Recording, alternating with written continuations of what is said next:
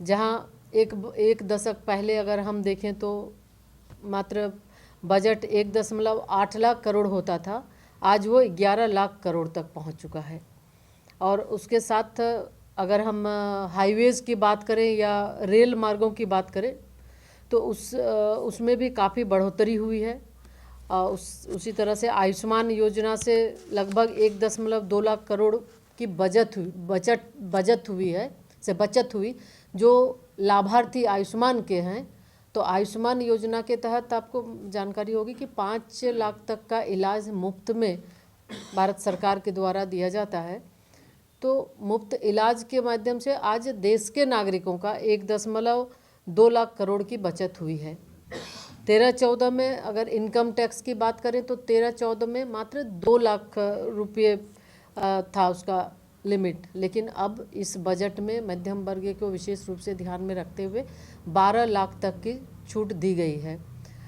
उसी तरह जो सैलरीड हैं उनके लिए भी लगभग ये और बढ़ के 75,000 और हो जाएगा, यानी कि 12,75,000 रुपये की छूट मिलेगी, जिसमें एक बहुत बड़ा तबका है और निश्चित रूप से इसमें देश को भी फ़ायदा होगा और वैसे लोग जिनको मध्यम वर्ग को इसमें फ़ायदा पहुंचेगा। इसी तरह युवा के लिए, युवाओं को आगे बढ़ाने के लिए युवा एस्पिरेशन को प्राथमिकता देते हुए प्रधानमंत्री जी ने 2 AI की बात करते हैं हमेशा, एक आर्टिफिशियल इंटेलिजेंस और दूसरा एस्पिरेशनल इंडिया।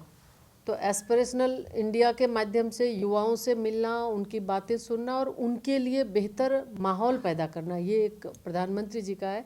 और इसी के माध्यम से उन्होंने 2014 में जहां 10,000 अटल टिंकरिंग लैब की स्थापना उन्होंने किया था, अब उसको बढ़ाकर इस बजट में 50,000 और अटल टिंकरिंग लैब की स्थापना माननीय हमारे वित्त मंत्री जी ने इसकी बजट में घोषणा की है, ताकि हमारे बच्चों जो हमारे बच्चे हैं, युवा मन है, तो इनोवेशन के क्षेत्र में और आगे कर सके और उनकी क्या सोच है उसके माध्यम से वो बेहतर काम वो कर सकते हैं। स्टार्टअप के क्षेत्र में भी इसके माध्यम से वो आगे बढ़ा सकते हैं। इसी तरह अन्नदाता की बात करें, प्रधानमंत्री किसान सम्मान निधि के तहत किसानों के खातों में सीधे DBT के माध्यम से लगभग 3.5 लाख करोड़ से अधिक की राशि उनके DBT के माध्यम से उन्हें भेजी गई। और इस तरह से चाहे उनके कैसे और प्रधानमंत्री फसल बीमा योजना का भी लाभ उन्हें मिले, इसके लिए भी लगभग 2 लाख करोड़ की भरपाई की गई है।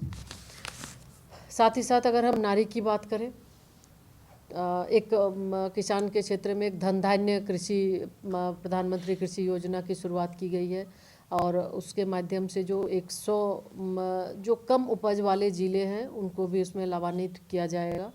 और उसके साथ साथ नारी की बात करें तो महिलाओं को आगे बढ़ाने के लिए 5 लाख इस बार के बजट में जो घोषणा है, SC ST महिला को हमारे ग्रामीण क्षेत्रों में जो फर्स्ट टाइम उद्यमी हैं उनके लिए भी टर्म लोन की 2 करोड़ तक के टर्म लोन की व्यवस्था की गई है, ताकि उन्हें आगे बढ़ाया जा सके। और जो वुमेन लेड डेवलपमेंट माननीय प्रधानमंत्री जी कहते हैं, तो वुमेन लेड डेवलपमेंट की दिशा में ये एक बहुत ही बड़ा परिणाम देने वाला ये एक मजबूत कदम होगा।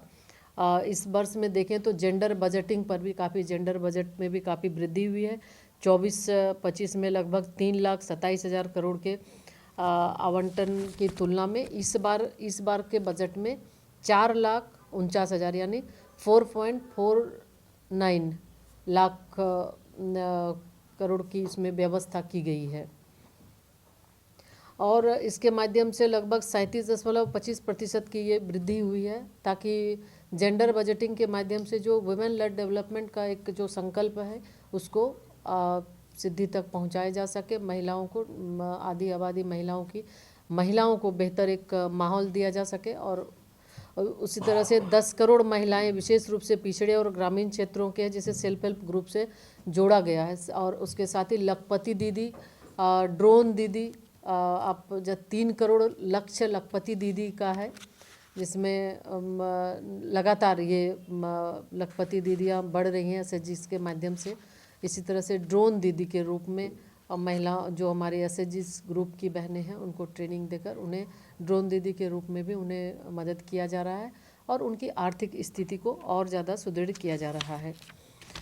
इसके साथ पीएम जैसे आपने कहा प्रधानमंत्री आवास योजना के तहत लगभग 4 करोड़ आवास मिले हैं, उसमें 75% महिलाओं के नाम से है। लगातार इस तरह से देखें तो प्रधानमंत्री जी के माध्यम से जो ये बजट का प्रावधान किया गया है, इसमें बेहतर ढंग से सभी को साथ लेकर कैसे बजट को विकासोन्मुखी बनाया जा सके, फ्यूचरिस्टिक बनाया जा सके, ताकि विकसित भारत के लक्ष्य को पूरा कर सके।